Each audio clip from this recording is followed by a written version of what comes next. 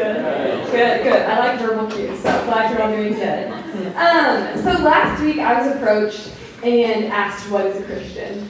And I thought about it for 6 days before I wrote anything down because that's what indecisive people do.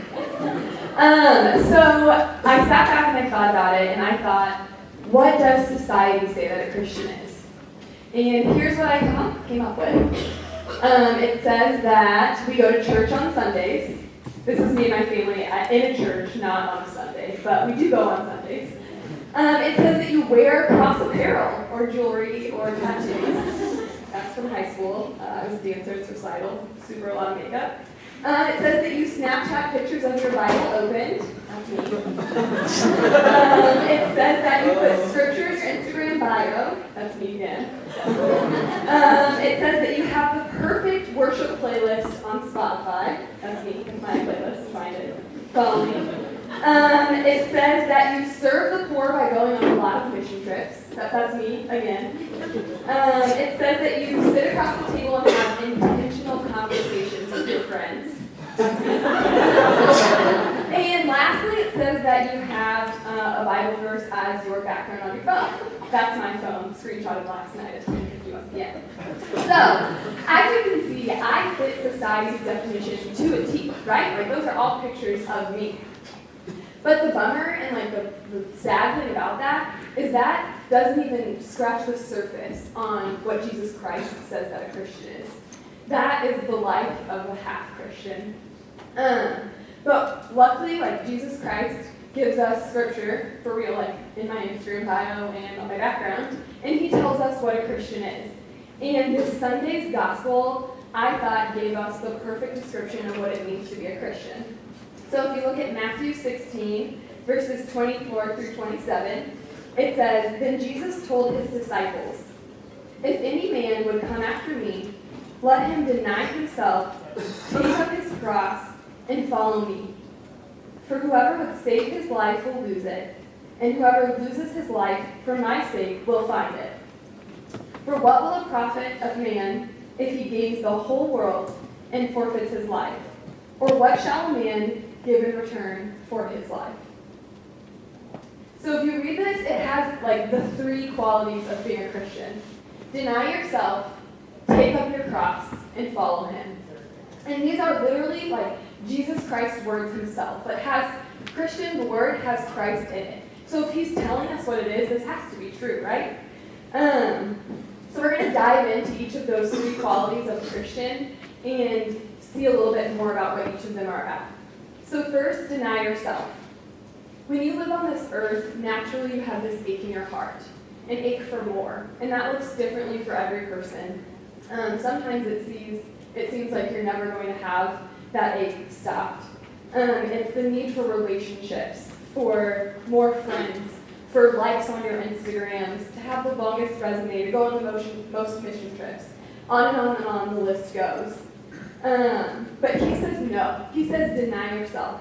Say no to yourself, say no to the world, and stop caring about what others think of you. Because there's more to life than those things that we have. And so Jesus in his time would speak to crowds, and he would teach in stories that he called parables. And so in that same gospel of the Bible in Matthew, he uses a series of 3 parables to talk about the search for heaven. In the middle one, in Matthew 13, verse 45, he says, "Again, the kingdom of heaven is like a merchant in search of fine pearls, who on finding one pearl of great value went, sold all that he had, and bought it." I'm going to read that one again. "Again, the kingdom of heaven is like a merchant in search of fine pearls, who on finding one pearl of great value went and sold all that he had and bought it." So right here, this is compared to the kingdom of heaven, but I want you to think of this pearl of great price as Jesus Christ, the life of living a Christian. That is the pearl of great price. When we find Christianity, we should deny ourselves so much that we sell all that we have, that we stop looking into the desires of the world, and that we fully strip ourselves of our own personal wants and needs and deny ourselves in the name of Christianity. To receive this gift, we have to give up everything that we know. We have to say bye and chip away at who we once were. And for me, this is hard. Like, this is really hard. I still struggle and seek for approval. I want likes on my social media, or I scroll through my social media and I want likes. I scroll through online shopping because I want that approval. I write and rewrite my schedule so that I can fit all of the things that need to be on my resume and that I can fit all of my social time in. I sit around tables and I gossip with my friends so I'm not out, so I know what's going on in their lives, so I know what's going on in everyone's lives. And this is all me, like, grasping and holding on with everything I can to find security in this life that doesn't guarantee security. This world, what it has to offer us, doesn't guarantee any sort of security. And instead, I should deny myself. And what that looks like is instead of spending time online figuring out how to fit in, I can spend time in Scripture or time in the sacraments, molding my heart to fit in with how God wants me to, shaping myself from the inside first rather than the outside. I could look at my calendar and rewrite it and pencil in time to go and serve others who need my time more than I need it for myself. Or I could spend time sitting around tables with my friends, investing in them and building them up so that they know that they are beloved daughters and sons of Christ. So denying yourself looks different for everyone. I don't know what you grasp for in this world to find security. That's something that you have to decide for yourself.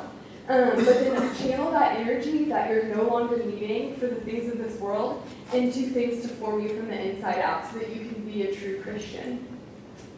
So then secondly, he says, take up your cross. And I read this, I don't know, and I was like, my cross, like, yeah, let me go pick this up and like carry it around campus with me in my classes. But that's not what he's saying. I think it has direct relation to denying yourself. It's hard. And your family might say, what the heck are you doing? Is this really who you want to be? Do you really want to give these things up? Or your friends might say, who have you become? This is not the old Taylor that I once knew. Or maybe you doubt yourself and you're like, I can't do this. This is too hard. My cross is too heavy. Everyone has a different cross. And it's related to the ways that we must deny ourselves. For some, that might be, your cross might be mental illness. It might be coming from a broken family, from a reoccurring sin or temptation that you have in your life. And for some, they might be smaller or more short-term crosses. Maybe you've been sick. Maybe you're struggling with academics and struggling in school. Maybe you're feeling homesick and you're a freshman here on campus for the first time and you feel like you don't know who you are on this campus. Or maybe you have a family member who's sick or ill or dying. But pick these things up and like Jesus says, like lay them at my feet and I will be there on your cross with you. Don't like allow yourself to feel like just because your life is broken that there's no hope and that you can't pick up and move on. And in my opinion, this cross that we speak of is more of a crucifix. So if you think back to like my cross apparel, like that's only telling half the story. Like this is the full story of the cross, right? Like the cross was originally designed and intended to torture and kill. And it killed Jesus Christ, ultimately. That's what led to his death. And so when you see a cross, you should think of our Lord being there, suffering for you. So that when you find yourselves in these times of need, find yourself needing to pick up your cross, you remember that the Lord has gone before you. Jesus Christ has gone before you in the name of being a Christian, and he's carried your load for you. And he wants to be here next to you when you're doing it on this earth now. And this cross, it represents brokenness. But it also is so darn beautiful that you see this like bloody mess, this torture device, but you know that it represents a life of more, a life of a higher purpose, a life where Jesus Christ is literally standing next to you. Like there were two men hanging next to him on the cross. Like he's hanging there next to you, helping you carry the burdens in your life, helping you carry your cross. So for me, everyone's crosses look different. And this is the part I struggled with. I was like, what cross do I share? I've already shared a little bit. But growing up, the first 21 years of my life, I had more of those small temporary crosses. I had fights with my friends. I argued with my parents in teen angst or whatever you call it. My big brothers who were there to protect and support me left for college, and I felt lonely. But these eventually ended, or I got over it, or I found ways to move on, because I realized that didn't define who I was. And so then I had a lot of friends in high school who confided in me about their struggles with different mental illnesses. And I was there to wrestle with them and hold their hand through it and help them find ways to move on or cope or figure out how to deal with the day-to-day stressors of this. And so going into this summer, I started feeling different things in my body. I would feel my head start spinning, and then my chest would tighten, and I would feel nothing short of anxious in my heart. I started losing sleep at night. I could tell. I've always been able to go to sleep at 9 p.m. and sleep until 9 a.m. the next day. It's never been a problem. So when I couldn't sleep, I was like, something's wrong. And then I noticed, which I never weigh myself, but I noticed I started losing weight. And as I realized each of these things, I knew what it was. I knew in my heart that I was struggling with anxiety. But I was never the person who struggled with anxiety. I was there for my friends who struggled with anxiety. And so I finally made the step to go to the doctor. And what he told me is that I can't do this on my own. Think of my friends in high school who so easily turned to me for advice and love and comfort.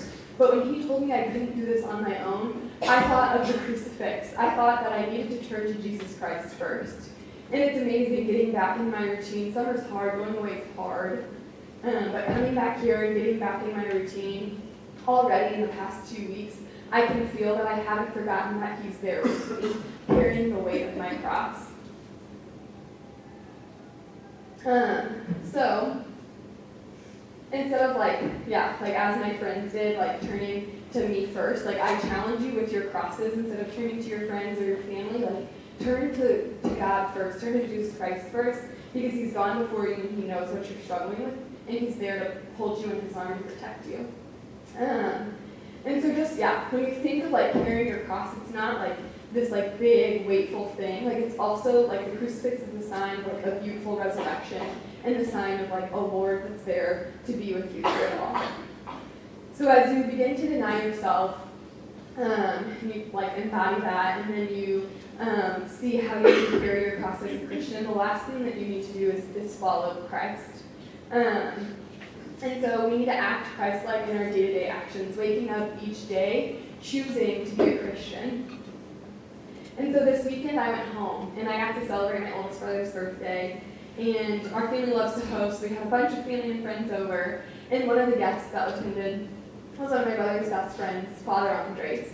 And he's this bigger-than-life, charismatic priest. He can't say anything bad. I don't think he could ever kill a fly. And he's genuinely the most joyful person I know. And so I turned to him and I said, Father Andres, I've been asked to give this talk. Can you tell me what is a Christian? And he got all shy and didn't want to say anything. And then there was a deacon there, and the deacon was like, come on, you should be able to answer this. And he was like, oh, okay, and got all serious. And he was like, you need to stand up there, you need to put your arms out and say, what is a Christian? It's to act like Jesus Christ. It's to follow Jesus Christ. And that's exactly what it is. It's to live life outwardly, not thinking only of yourself first, but to charismatically care for those around you, and care for your family, and care for your friends. All the while first, taking care of yourself, denying yourself, picking up your burdens, and inviting Jesus Christ into that so you can act outwardly too. So, that's it. Deny yourself, pick up your cross, and follow him. That is what defines being a Christian. And there's, like I said at the beginning, there's a million ways to define this. I could have said a million different things. But reading Sunday's gospel, I was like, okay, this is where I'm supposed to go. And so for myself, I'm still slowly selling all that I have. I'm still slowly denying myself. And when I first came to college, I, in my own head, was I'm totally doing enough. I'm totally this perfect Christian. Yet I still was lazy in doing what I wanted and filling my calendar with things about me. I was still seeking approval, watching my Instagram likes roll in on my pictures of bid day or something. I was still living in the sins of this world, seeking rebellion. But then I was captivated by the life of my Christian friends.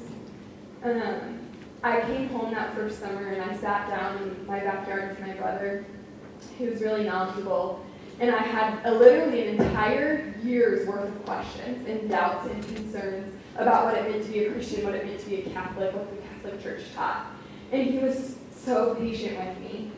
But he told me through every question I had that being a Christian and being Catholic is fully rooted in Jesus Christ. That they didn't just make up these teachings or these rules or these things that we're supposed to quote-unquote do, but that they looked at the life of Jesus Christ, they watched how he carried himself and his day-to-day actions, and that's what forms what it means to be a Christian. They didn't just make it up on their own. And he affirmed me and told me that the only thing that would put my aching heart to rest was making a conscious decision to follow Jesus Christ. The only thing that would stop me grasping for this security in this life would be to follow Jesus Christ. And so I came back to campus and I met people who showed me what a true Christian looked like. And my best friend Molly, man, she's great. And so she was so captivating because she was living this life of purpose. She was living the life of a Catholic Christian. And she laughed a lot and she loved really well. But I really have a whole litany of qualities that Molly possessed as a Christian. She knew her identity as a daughter of Christ, and through that she wore her crucifix on her neck, still does to this day proudly. She cared for others. When you sat down and had a conversation with Molly, you felt like you were the only person in the world, and that she truly wanted to get to know you. Gosh, sorry, I didn't expect this.